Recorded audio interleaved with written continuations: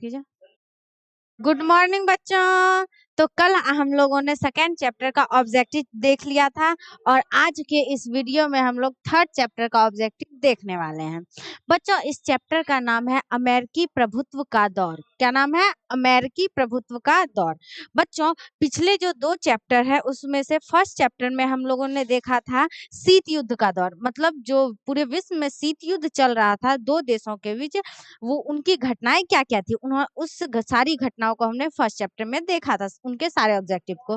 और second chapter में हम लोगों ने देखा था कि आखिर दूसरी दुनिया जो थी यानी सोवियत संघ जो था, जिसे हम लोग शॉर्ट में यूएसएसआर कहते थे, उनका आखिर विघटन यानी वो समाप्त किस प्रकार हो गए, ये हम लोगों ने सेकेंड चैप्टर में देखा था। अब बच्चों, जब सोवियत संघ समाप्त हो गया तो अब पूरी दुनिया में क्या हो रहा था यानी किसका प्रभुत्व बढ़ा, उसके बारे में हम लोग थर्ड चैप्टर में देखते हैं। तो आज उसी थर्ड चैप्टर से रिलेटेड हम आज कुछ ऑब्जेक्टिव्स इस वीडियो में करने वाले हैं। ठीक है बच्चों, तो चलिए शुरू करते हैं। तो आज जो है सबसे फर्स्ट क्वेश्चन जो है वो क्या कह रहा है, अमेरिका किस प्रकार की शक्ति कहलाती है। मतलब इसका क्वेश्चन कह रहा है कि अमेरिका की जो शक्ति है, मतलब अमेरिका जो पूरे विश्व में शक्तिशाली बन रहा है, ये किस प्रकार की शक्ति है। एक ध्रुवीय शक्ति, द्विध्रुवीय, क्षेत्रीय या आर्थिक। मतलब कि अभी क्या है, पूरे विश्व में केवल और केवल अमेरिका से ज्यादा शक्तिशाली कोई देश है नहीं। तो इसका आंसर क्या हो जाएगा, एक ध्रुवीय शक्ति। क्या हो जाएगा, एक ध्रुवीय शक्ति। तो नेक्स्ट क्वेश्चन पे चलते हैं हम लोग। नेक्स्ट क्वेश्चन कह रहा है अमेरिकी वर्चस्व का मुख्य आधार क्या है। देखिए बच्चों, अमेरिकी प्रभुत्व का मुख्य मतलब क्वेश्चन ये कह रहा है कि अमेरिका का जो इतना प्रभुत्व है, अमेरिका जो इतना ताकतवर है, इतना शक्तिशाली है, इसका कारण क्या है, इसका रीजन क्या है, आखिर अमेरिका इतना ताकतवर है कैसे। तो देखते हैं। पहला है सैन्य शक्ति, नैतिक शक्ति, सांस्कृतिक शक्ति, धार्मिक शक्ति। देखिए बच्चों, ये सभी अमेरिका में है, लेकिन अमेरिका जिस कारण आज ताकतवर बना हुआ है उसका सबसे बड़ा कारण है सैन्य शक्ति। क्या है? सैन्य शक्ति। पूरे विश्व में जो है ना, अमेरिका एक ऐसा देश है जिसकी जो सेना है वो विश्व की सबसे बड़ी सेना है और उस सेना के पास विश्व के सबसे ज्यादा खतरनाक हथियार हैं। तो इसका आंसर क्या हो जाएगा, सैन्य शक्ति। नेक्स्ट क्वेश्चन पे हम लोग चलते हैं। क्वेश्चन है द्विध्रुवीय विश्व के बाद कौन महाशक्ति बना। मतलब कि द्विध्रुवीय विश्व, मतलब जब द्वितीय विश्व युद्ध समाप्त हो गया तो पूरा विश्व क्या था, शीत युद्ध में मतलब पूरे विश्व में शीत युद्ध चालू हो गया था अमेरिका और सोवियत संघ के बीच। तो वही बोल रहा है कि जब सोवियत संघ समाप्त हो गया, मतलब द्विध्रुवीय समाप्त हो गया, खत्म हो गया, तो आखिर उसके बाद ऐसा कौन सा देश था जो पूरे विश्व में शक्तिशाली या सबसे ताकतवर देश बनकर उभरा। तो बच्चों, दो ही देशों के बीच टकराव था, एक अमेरिका और एक सोवियत संघ। तो जब सोवियत संघ समाप्त हो गया, खत्म हो गया, तो अब कौन सा बचा, अमेरिका बचा। तो सबसे ज्यादा ताकतवर देश कौन सा होगा, वेरी गुड, अमेरिका होगा। कौन सा होगा, अमेरिका। इसका आंसर क्या हो जाएगा, अमेरिका। तो नेक्स्ट क्वेश्चन पे हम लोग चलते हैं। नेक्स्ट क्वेश्चन कह रहा है अमेरिकी विदेश नीति का उद्देश्य क्या रहा है। मतलब क्वेश्चन ये कह रहा है कि अमेरिका का जो विदेश नीति है ना, उसका मुख्य उद्देश्य क्या है। तो इससे जानने से पहले हम लोग थोड़ा सा विदेश नीति समझ लेते हैं। देखिए बच्चों, विदेश नीति एक नीति होती है यानी एक नियम होता है। ये एक ऐसा नीति होता है जिस नीति के द्वारा हम दूसरे देशों से अपने संबंध को बनाते हैं। जैसे कि भारत है तो वो अपनी विदेश नीति अगर बनाएगा तो उस विदेश नीति में वो ये सोचेगा कि हम जो विश्व में अदर कंट्री है, अदर जो देश हैं, उनके साथ हम अपने संबंध कैसे बेहतर कर सके। तो आखिर क्वेश्चन पूछ रहा है कि अमेरिका की विदेश नीति का उद्देश्य क्या है। तो देखते हैं इसके ऑप्शन। लोकतांत्रिक फैलाव, क्षेत्रीय जीतना, हथियार बनाना और कर लगाना। देखिए बच्चों, अमेरिका का जो सबसे ज्यादा विदेश नीति है वो क्या है, हथियार बनाना। क्या है, हथियार बनाना। देखिए बच्चों, अमेरिका क्या करता है, वो अपने हथियारों को बेचने के लिए ना कुछ भी कर सकता है, किसी दो देशों को लड़ा भी सकता है। जैसा कि अगर आपने प्रथम विश्व युद्ध देखा होगा यानी पढ़ा होगा, उसके बारे में देखा तो नहीं होगा, पढ़ा होगा आपने उस के बारे में कहीं ना कहीं। तो बाबू, जो प्रथम विश्व युद्ध हुआ है ना या द्वितीय विश्व युद्ध हुआ है, इन दोनों में अमेरिका क्या था, सबसे सबसे ज्यादा इसकी भूमिका थी हथियार देना, मतलब अमेरिका हथियार बेचने में था, लेकिन किसी कारणवश अमेरिका को भी युद्ध में घसीट लिया गया था, तब अमेरिका आया था, वरना अमेरिका युद्ध में सिर्फ क्या करता है, हथियारों को बेचने का काम करता है। या आज भी आप देख लीजिए अमेरिका की क्या है, हथियार लगभग बहुत सारी कंट्रियों में बिकते हैं, और भारत में भी बहुत सारे अमेरिकी हथियार हैं। तो इसका आंसर क्या होगा, हथियार बनाना। Very good. नेक्स्ट क्वेश्चन पे चलते हैं हम लोग। क्वेश्चन कह रहा है अमेरिका का मुख्य रक्षा संगठन कौन है।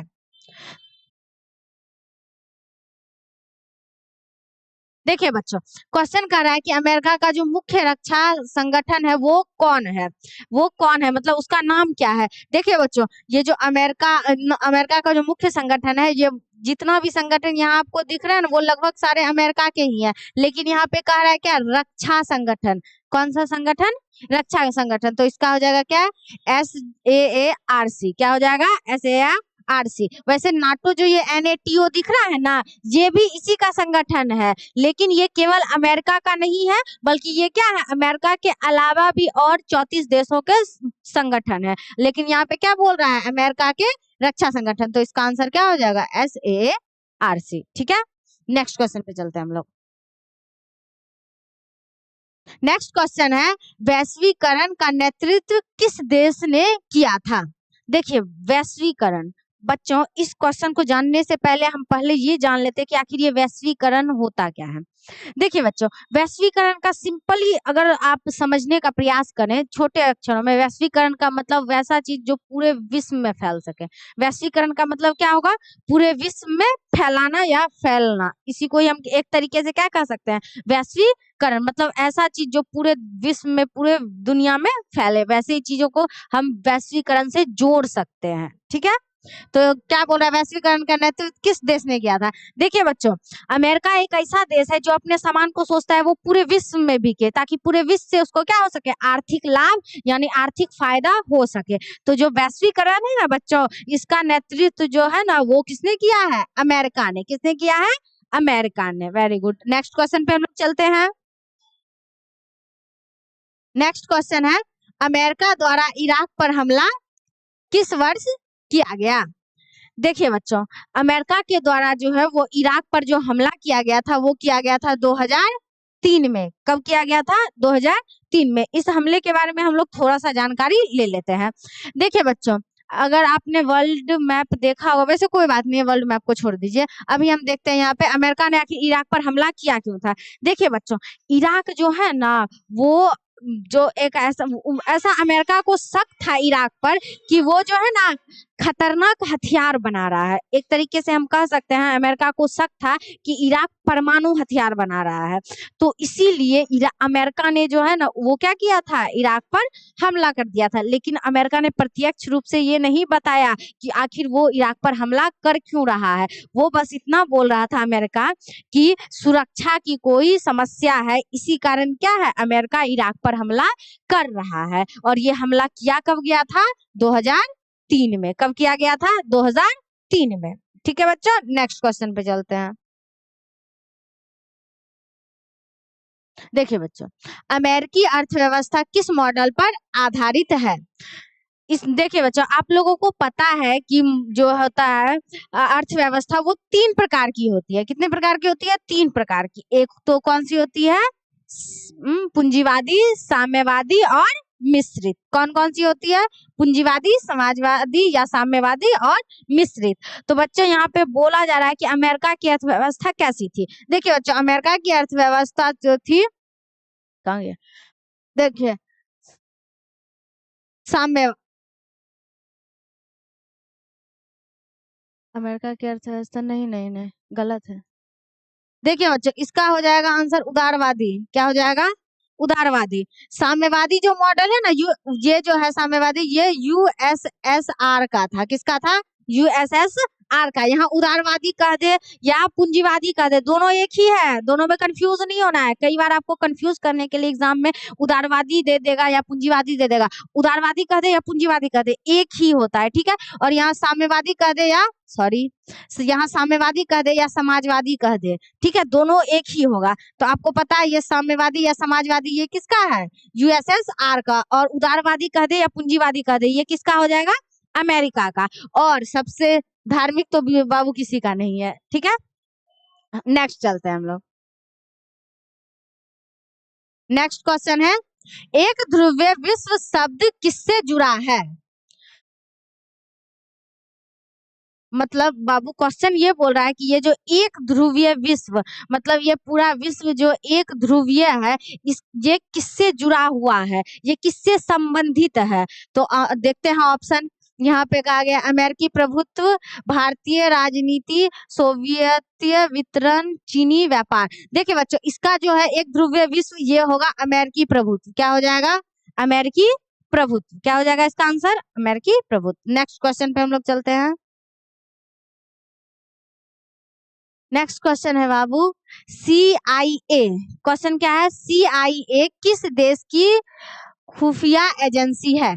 देखिए बच्चों, CIA क्वेश्चन क्या है? CIA किस देश की खुफिया एजेंसी है? देखिए बच्चों, ये अमेरिका की खुफिया एजेंसी है। किसकी खुफिया एजेंसी है?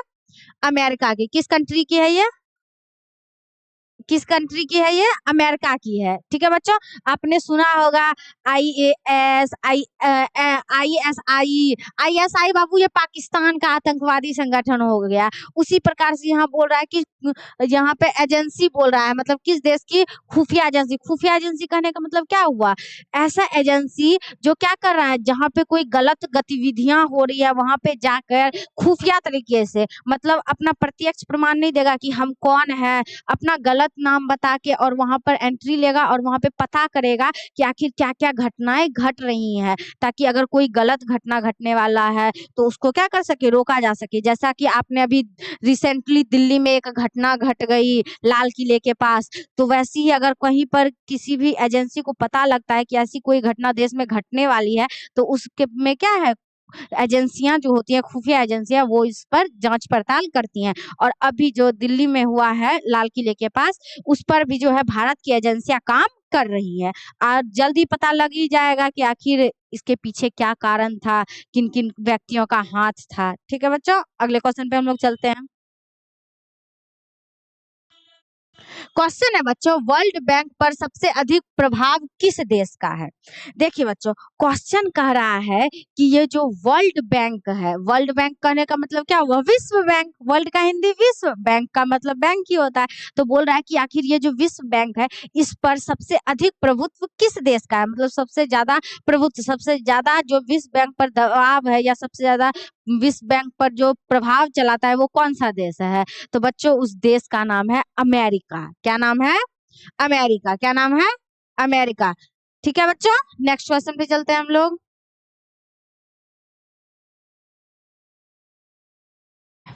देखो बच्चों, क्वेश्चन कह रहा है कि IMF, क्वेश्चन क्या है?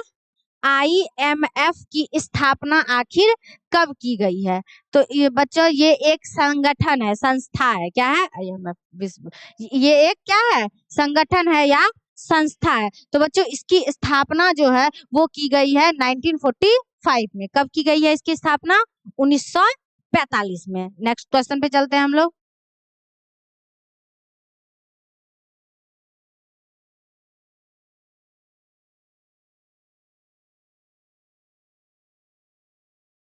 देखो बच्चों, अगला क्वेश्चन है, WTO किससे संबंधित है? क्वेश्चन क्या है?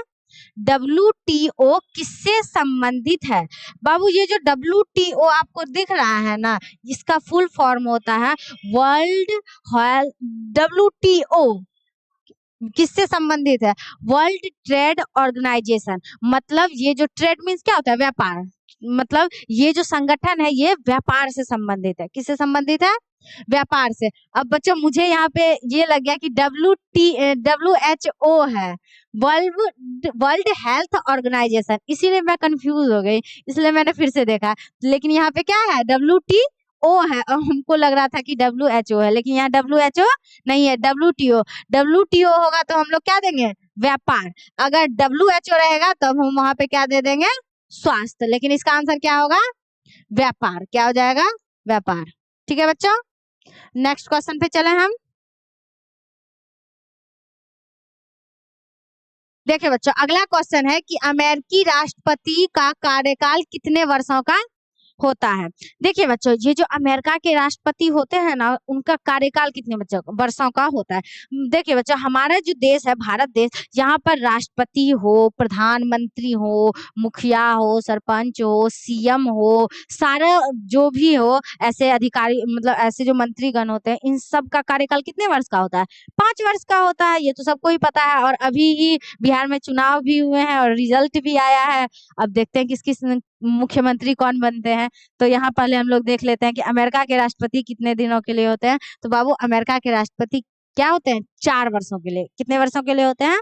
4 वर्षों के लिए। बाबू, मैं आप लोगों को एक और बात बता दूं कि अमेरिका में एक नियम है कि अगर कोई भी व्यक्ति 2 बार अमेरिका का राष्ट्रपति बन गया है तो उसके बाद वो अमेरिका का राष्ट्रपति नहीं बन सकता है।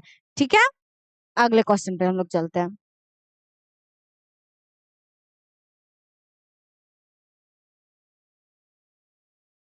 क्वेश्चन है बाबू, अमेरिका की संसद को क्या कहते हैं? देखिए बच्चों, अमेरिका की संसद, बच्चों हम लोगों ने अपना भारत का संसद तो देखा ही है और नया नया हमारा संसद भवन भी बना है जो बहुत ही ज्यादा खूबसूरत है। तो लेकिन यहाँ पे हमारे संसद की नहीं, अमेरिका के संसद की बात हो रही है। बोला कि आखिर अमेरिका के संसद का क्या कहते हैं, यानी उस संसद को का नाम क्या है? बाबू, अमेरिका का जो संसद है उसे हम लोग कांग्रेस कहते हैं। क्या कहते हैं? कांग्रेस। हाँ, कांग्रेस है, यहाँ कांग्रेस पार्टी नहीं है, सिर्फ कांग्रेस है। ठीक है, नेक्स्ट क्वेश्चन पे चलते हैं हम लोग। नेक्स्ट क्वेश्चन है, अमेरिका किस प्रकार की सरकार का पालन करता है? देखिए बच्चों, बोल रहा है कि अमेरिका किस प्रकार के सरकार का पालन करता है, मतलब अमेरिका में किस तरीके की सरकार है ये कहना चाह रहा है। राजतंत्र, संसदीय प्रणाली, राष्ट्रपति प्रणाली, मिश्रित। देखिए बच्चों, अमेरिका में जो है ना सबसे ज्यादा ताकतवर, सबसे ज्यादा पावर जो है ना वो राष्ट्रपति के पास होती है। किसके पास होती है? राष्ट्रपति के पास। तो इसका आंसर क्या हो जाएगा? राष्ट्रपति प्रणाली। ठीक है बच्चों, नेक्स्ट क्वेश्चन पे चलते हैं हम लोग। नेक्स्ट क्वेश्चन है, ग्लोबल पुलिसमैन किस देश को कहा जाता है? देखिए, ये कहना चाह रहा है कि ग्लोबल, ग्लोबल मतलब पूरे वर्ल्ड में, पूरे दुनिया का पुलिसमैन, यानी एक तरीके से जो हम लोग पुलिस देखते हैं ना, पुलिसमैन आखिर किसे कहा जाता है? कौन सा देश ऐसा है पुलिसमैन का काम करता है? जैसे पुलिस क्या करती है, अगर किसी दो व्यक्तियों के बीच में कोई तनाव हो गया, कोई लड़ाई हो गया तो उसको सुलझाने का काम करती है। तो वही बोल रहा है कि पूरे विश्व का लड़ाई जो सुलझाता है वो ऐसा कौन सा देश है?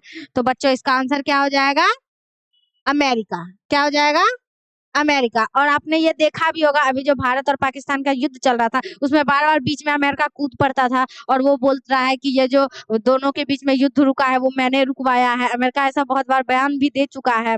ठीक है बच्चों, तो इसका आंसर क्या हो जाएगा? अमेरिका। नेक्स्ट क्वेश्चन पे चलते हैं हम लोग। देखिए बच्चों, क्वेश्चन है कि 9/11 हमला किस शहर में हुआ था? क्वेश्चन क्या है बच्चों कि 9/11 हमला किस शहर में हुआ था? देखिए बच्चों, देखिए बच्चों, ऑप्शन क्या क्या है? Paris, New York, London, Tokyo. देखिए बच्चों, ये जो हमला है ना 9/11, ये अमेरिका के न्यूयॉर्क सिटी में हुआ था। कहाँ पर हुआ था? न्यूयॉर्क सिटी में। बच्चों, इसके बारे में 2 मिनट हम लोग पहले जान लेते हैं। देखिए बच्चों, ये जो 9/11 की घटना है ना, इसको बताने से पहले मैं आपको 1 मिनट कुछ बताना चाहूंगी। जैसे बच्चों, हम लोगों के यहाँ डेट में क्या होता है, आपने कभी ना कभी डेट तो लिखा ही होगा। जैसे मान लीजिए आज डेट कितना है? 15 तारीख है।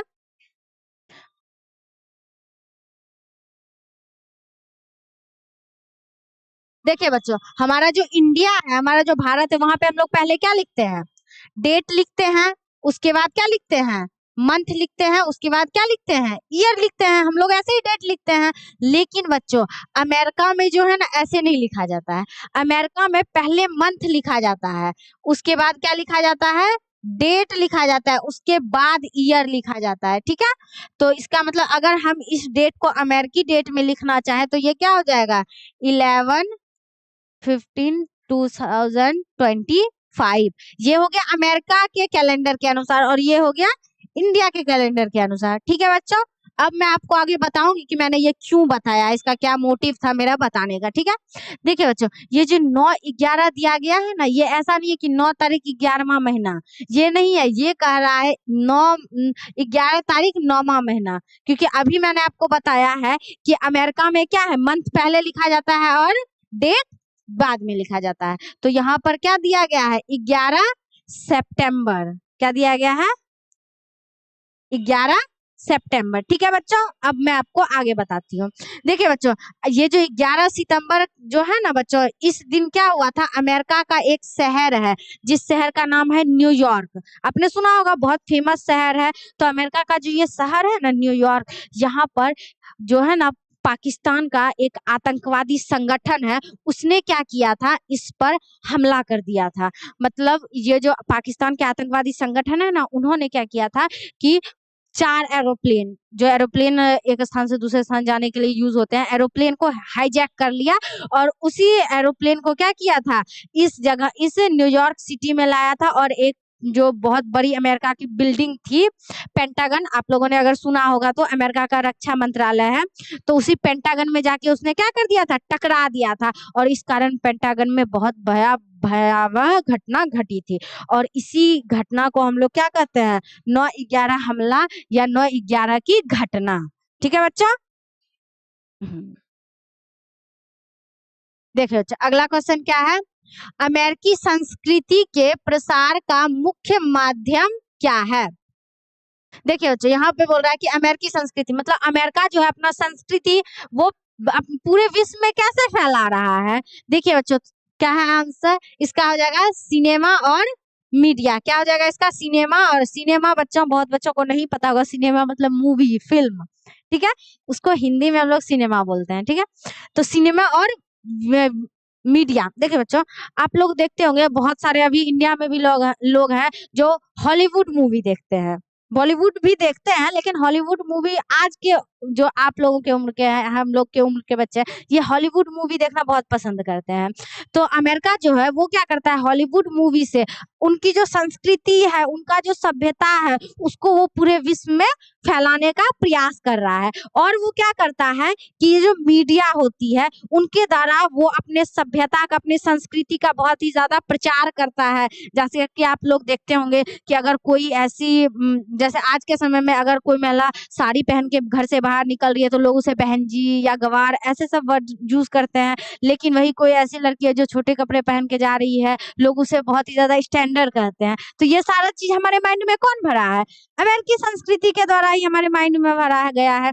लेकिन हमारे भारत की संस्कृति क्या है, बहुत ही ज्यादा अच्छी है, बहुत ही ज्यादा बेहतर है। तो क्या है, हमें अमेरिका की संस्कृति से बचना चाहिए और अपनी संस्कृति को और भी ज्यादा आगे बढ़ाना चाहिए। अब हम लोग आगे चलते हैं नेक्स्ट क्वेश्चन पे। देखिए बच्चों, है पेंटागन किससे संबंधित है, अभी ही हमने बात किया बच्चों, पेंटागन अमेरिका का 9/11 की जो घटना थी। तो बोल रहा है आखिर ये क्या है। देखिए बच्चों, मैंने बोला था ना रक्षा मंत्रालय था, तो ये क्या बोल रहा, किससे संबंधित है, तो किससे संबंधित था, रक्षा मंत्रालय से। यहाँ मंत्रालय नहीं लिखा गया है, बाकी वही मीनिंग है इसका। नेक्स्ट क्वेश्चन बोल रहा है, अमेरिका किस प्रकार की अर्थव्यवस्था रखता है। देखिए बच्चों, अमेरिका जो है ना वो खुली अर्थव्यवस्था रखता है। कैसी अर्थव्यवस्था रखता है, खुली। खुली अर्थव्यवस्था कहने का मतलब क्या हुआ कि ऐसी अर्थव्यवस्था जिसमें क्या हो, हम भी दूसरे देश में जाकर व्यापार कर सके और दूसरे देश की कंपनियां भी हमारे देश में आकर व्यापार कर सके। ऐसी अर्थव्यवस्था को हम क्या कहते हैं, खुली अर्थव्यवस्था। क्या कहेंगे, खुली अर्थव्यवस्था। लेकिन बच्चों अब इसी के नीचे में है ये बंद अर्थव्यवस्था। देखिए बच्चों, ऐसा व्यवस्था जिसमें ना ही हम दूसरे देश में जाके अपना वस्तु को बेच सकते हैं और ना ही दूसरे देश की कंपनियां हमारे देश में आकर अपने वस्तु को बेच सकती है। अगर कोई देश ऐसी अर्थव्यवस्था रखता है तो उस अर्थव्यवस्था को हम क्या कहते हैं, बंद अर्थव्यवस्था। तो यहाँ पे अमेरिका, देखिए बच्चों, आप लोग भी अमेरिका का कोई ना कोई सामान खरीदते ही होंगे और यहाँ से भी बहुत सारे ऐसी चीजें हैं जो अमेरिका जाती हैं। तो इसका मतलब अमेरिका की अर्थव्यवस्था कैसी है, खुली अर्थव्यवस्था है, ठीक है। नेक्स्ट क्वेश्चन पे चलते हैं हम लोग।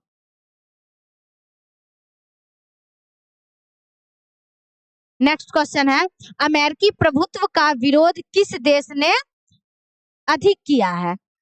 देखिए मतलब बोल रहा है कि अमेरिका का जो प्रभुत्व पूरे विश्व में फैल रहा है, इसका सबसे अधिक विरोध आखिर ऐसा कौन सा देश है जिसने किया था? तो बच्चों वो देश है फ्रांस। कौन सा देश है? फ्रांस। कौन सा कंट्री है वो? फ्रांस। ठीक है बच्चों, नेक्स्ट क्वेश्चन पे चलते हैं हम लोग। क्वेश्चन है, इराक युद्ध का मुख्य कारण क्या बताया गया? बच्चों मैंने अभी आपको बताया था कि जो क्या है कि अमेरिका ने इराक पर कब हमला किया था? 2003 में। अभी हमने पढ़ा ही इसके बारे में, क्वेश्चन किया ही था। तो कब किया था? 2003 में। तो अगला क्वेश्चन हमारे पास आ गया कि इराक का मुख्य कारण क्या था? उस समय मैंने बच्चों आपको समझाया था कि क्या था, अमेरिका बोल रहा था कि इराक क्या कर रहा है? परमाणु हथियार बना रहा है, मतलब परमाणु हथियार का निर्माण कर रहा है। तो इसका मुख्य कारण क्या था? परमाणु हथियार। क्या हो जाएगा? परमाणु हथियार। ठीक है बच्चों, नेक्स्ट क्वेश्चन पे चलते हैं।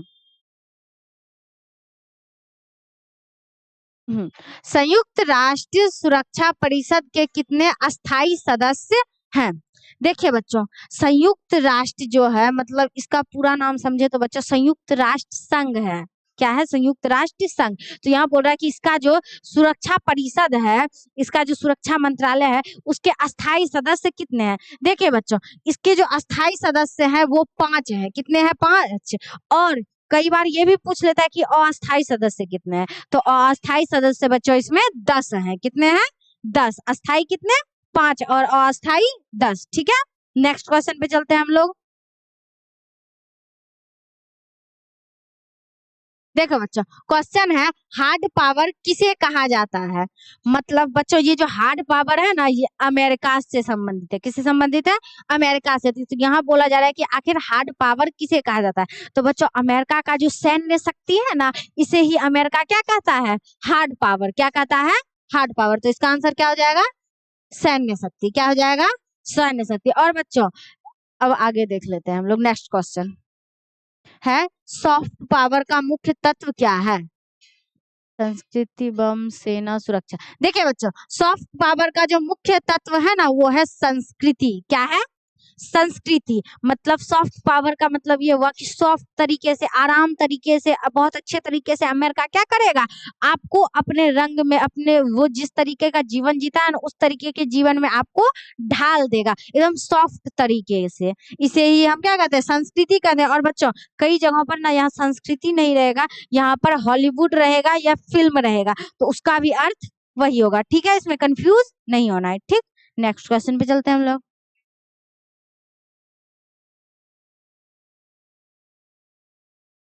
देखिए अच्छा, क्वेश्चन है, अमेरिका ने किस संगठन से 2020 में अलग होने की घोषणा की थी?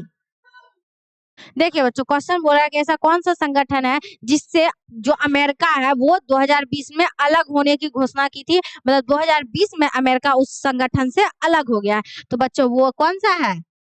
WHO। वर्ल्ड, अभी मैंने आपको बताया था WHO क्या है? वर्ल्ड वर्ल्ड हेल्थ ऑर्गेनाइजेशन, विश्व स्वास्थ्य संगठन। ठीक है बच्चों, नेक्स्ट क्वेश्चन पे चलते हैं हम लोग। और ये जो बच्चा अमेरिका इससे हटा था ना, वो क्या था? कोरोना के महामारी के वजह से हटा था। ठीक है, नेक्स्ट क्वेश्चन क्या है? अमेरिकी प्रभुत्व को चुनौती किस देश द्वारा दी जा सकती है? बच्चों यहाँ बोल रहा है कि अमेरिका जो आज इतना बड़ा ताकतवर देश है, तो ऐसा भविष्य में कौन सा कंट्री आ सकता है जो क्या है अमेरिका को टक्कर दे सके या चुनौती दे सके? तो बच्चों वो कंट्री है चीन। कौन सी कंट्री है? चीन। चीन एक ऐसा देश है जो भविष्य में क्या है अमेरिका को पीछे कर देगा। क्योंकि बच्चों अभी आप देखिए कि पूरे विश्व में जो है एक ऐसा अमेरिका है, उसके बाद कोई ताकतवर देश की गिनती में आता है तो वो कौन सा है? चाइना है। ठीक है, चाइना, चीन जो कह दीजिए आप। ठीक है, हाँ चाइना के बाद आने की बारी हो सकती है किसकी? भारत की। ठीक, नेक्स्ट क्वेश्चन पे चलते हैं हम लोग। नेक्स्ट क्वेश्चन है, अमेरिकी डॉलर का वैश्विक प्रभाव किस कारण से है? मतलब क्वेश्चन ये कर रहा है कि आज जो अमेरिका का डॉलर है ना, वो इतना ज्यादा ताकतवर, इतना ज्यादा पावरफुल कैसे है? तो बाबू इसका मुख्य कारण है अमेरिका की मजबूत अर्थव्यवस्था। अगर अमेरिका की अर्थव्यवस्था मजबूत है, अमेरिका की क्या, अगर किसी भी देश की अर्थव्यवस्था मजबूत है, बहुत ही ज्यादा मजबूत है, तो उस देश का पैसा का क्या हो जाएगा, बहुत ही ज्यादा महत्व हो जाएगा। तो इसका आंसर क्या हो जाएगा, मजबूत अर्थव्यवस्था। क्या हो जाएगा, मजबूत अर्थव्यवस्था। क्वेश्चन है, नेक्स्ट क्वेश्चन, बर्लिन दीवार गिराने के बाद कौन सी शक्ति उभरी? मतलब यहाँ बोल रहा है कि बर्लिन की दीवार जब हट गई, टूट गई, गिर गई, तो उसके बाद कौन सी शक्ति उभरी? बच्चों पिछला जब चैप्टर का जो ऑब्जेक्टिव है, अगर किसी ने उसे नहीं देखा है तो जाके देख लीजिए। उस चैप्टर में इसके बारे में हमने थोड़ा सा जिक्र किया था। तो देखिए बच्चों, बर्लिन की दीवार टूटी कब थी? 1990। कई जगह 90 भी आपको देखने को मिलेगा और कई जगह 91 भी देखने को मिलता है। मेनली हम लोग इसको क्या लेके चलते हैं, 90। कब लेके चलते हैं, 90 या 91, ऐसे ही होता है। तो बच्चों जब ये हुआ था ना, उसके बाद ही क्या हुआ था, सोवियत संघ समाप्त हो गया था, सोवियत संघ खत्म हो गया था। तो क्या हुआ था, सोवियत संघ खत्म हो गया, उसके बाद क्या आ गई थी, एक ध्रुवीय व्यवस्था। तो बोल रहा है कि बर्लिन के दीवार कौन सी शक्ति उभरी? तो कौन सी उभरी, एक ध्रुवीय। कौन सी उभरी, एक ध्रुवीय। अब यहीं पे अगर कह देता बच्चों कि गिरने के बाद कौन सी शक्ति समाप्त हो गई, तो क्या हो जाता, द्विध्रुवीय। लेकिन यहाँ क्या बोल रहा है, उभरी, तो एक ध्रुवीय उभरी। ठीक, नेक्स्ट क्वेश्चन पे चलते हैं हम लोग।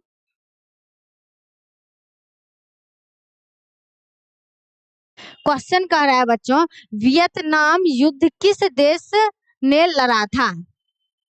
देखो बच्चों, क्वेश्चन क्या कह रहा है कि ये जो वियतनाम युद्ध था ना, आपने बच्चों ये इस देश के बारे में, इस देश का नाम सुना है कभी भी, वियतनाम? तो बच्चों यहाँ क्वेश्चन है कि वियतनाम युद्ध किस देश ने लड़ा था? मतलब वियतनाम में जो युद्ध हुआ था वो आखिर किस देश के द्वारा लड़ा गया था? तो बच्चों उसका आंसर क्या हो जाएगा, अमेरिका। क्या हो जाएगा, अमेरिका के द्वारा क्या था, वियतनाम युद्ध लड़ा गया था। नेक्स्ट क्वेश्चन पे चलते हैं हम लोग। क्वेश्चन है, विश्व की सबसे बड़ी अर्थव्यवस्था कौन सी है? बच्चों हमने अभी अभी बात किया कि विश्व में सबसे ज्यादा बड़ी अर्थव्यवस्था किसकी है, वो है अमेरिका। किसकी है, अमेरिका। बाबू मैं यहाँ पे आपको सबको बता देती हूँ कौन सी अर्थव्यवस्था कैसे कैसे है। और इधर आप लोगों ने अर्थव्यवस्था बहुत ही ज्यादा सुन लिया होगा, क्योंकि भारत क्या है, चौथी सबसे बड़ी अर्थव्यवस्था बन गई है। तो बच्चों सबसे फर्स्ट पे आता है अमेरिका, और सेकेंड पे आता है चाइना। सेकेंड पे कौन आएगा, चाइना। और थर्ड पे कौन आता है, रसिया। और फोर्थ पे कौन आता है बच्चों, हमारा भारत। कौन सा आता है, हमारा भारत। ठीक है, तो भारत वाला क्वेश्चन भी आपसे पूछ सकता है। दो ही क्वेश्चन आपसे पूछे ही जाएंगे, एक तो कि सबसे बड़ी अर्थव्यवस्था किसकी है, वो अमेरिका, और भारत कितने नंबर की अर्थव्यवस्था है, तो चौथी सबसे बड़ी अर्थव्यवस्था। ठीक है, नेक्स्ट क्वेश्चन पे चलते हैं हम लोग। क्वेश्चन है, अमेरिका द्वारा नेतृत्व किया गया संगठन कौन सा है? मतलब कि ऐसा इन चारों में से ऐसा कौन सा संगठन है जिसका नेतृत्व स्वयं अमेरिका कर रहा था? तो बच्चों वो संगठन है नाटो। इसकी तो स्थापना ही किसने की है, अमेरिका ने किया, तो नेतृत्व भी कौन करेगा, अमेरिका ही करेगा। तो आंसर क्या हो जाएगा, नाटो। नेक्स्ट क्वेश्चन पे चलते हैं हम लोग। नेक्स्ट क्वेश्चन है, क्वेश्चन है, स्टार वॉर्स प्रोग्राम किस देश से जुड़ा है? देखिए बच्चों, अभी जो हम लोगों ने अभी आपसे 9/11 की घटना के बारे में जिक्र किया था, हमने देखा 9/11 की घटना किस अमेरिका के कौन से शहर में हुई थी, न्यूयॉर्क सिटी में। तो यहाँ पे बोल रहा है कि आखिर ये जो घटना जब घटी थी ना बच्चों, तो उसके बाद ये ऐसी घटना थी कि इससे पहले अमेरिका में ऐसी भयावह घटना, ऐसा खतरनाक हमला आज तक कभी नहीं हुआ था। ठीक है बच्चा, तो यहाँ पे क्वेश्चन यही कहा गया है। तो ये जो है ना स्टॉकहोम प्रोग्राम, ये जो है ना उसके बाद 2011 मतलब 9/11 2001 में ये घटना घटी थी। उसके बाद ही क्या था, अमेरिका ने एक प्रोग्राम चलाया था कि विश्व में जितने आतंकवादी हैं, या वो आतंकवादी जिसने क्या किया था, अमेरिका पर हमला किया था, उन सारे आतंकवादियों को समाप्त कर देंगे। और उसी प्रोग्राम को ही क्या कहा जाता है, स्टार वॉर्स प्रोग्राम। ठीक है, और ये किसने चलाया था, अमेरिका ने। किसने चलाया था, अमेरिका ने। ठीक है बच्चों, नेक्स्ट क्वेश्चन पे चलते हैं हम लोग।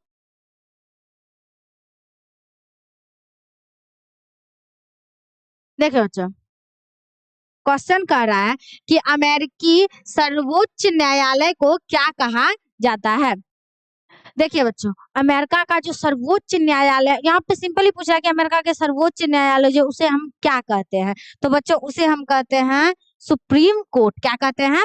Supreme court. बच्चों आप लोगों ने ये वर्ड सुना भी होगा, क्योंकि हमारे यहाँ भी वही बोला जाता है, सुप्रीम कोर्ट, हाई कोर्ट। तो यहाँ बोल रहा है सर्वोच्च न्यायालय को क्या कहते हैं हम लोग? सुप्रीम कोर्ट कहते हैं। किसके? अमेरिका के। ठीक है, ध्यान रखिएगा। क्वेश्चन है, अमेरिका का सबसे बड़ा राज्य कौन सा है? देखिए बच्चों, क्वेश्चन क्या है, अमेरिका का सबसे बड़ा राज्य वो कौन सा है? तो बच्चों वो जो है,